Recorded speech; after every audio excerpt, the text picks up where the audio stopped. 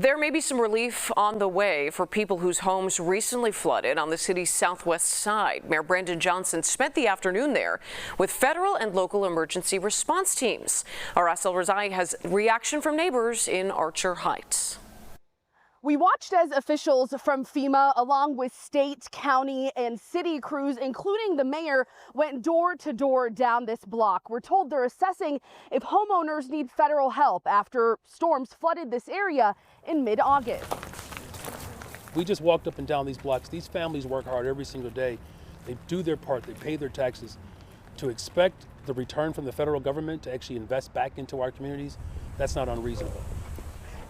Mayor Brandon Johnson walked alongside 14th Ward Alderwoman Helu Gutierrez. You can also see officials from the federal and Illinois Emergency Management Agency, along with the Chicago Office of Emergency Management and the U.S. Small Business Association.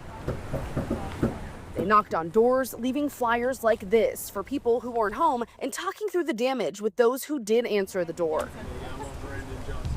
They tell me they were all requested to be here by the state to survey homes damaged by flooding between August 16th and 19th.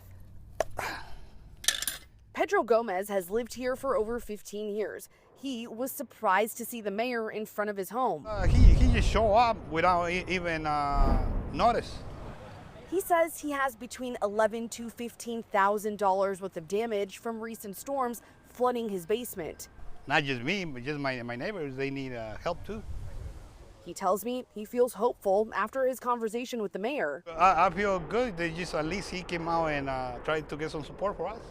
Gomez and other neighbors we talked to here are concerned about federal aid actually making it to their homes, given how recent conversations have gone between local and federal leaders. Well, we're gonna have to see because you never know.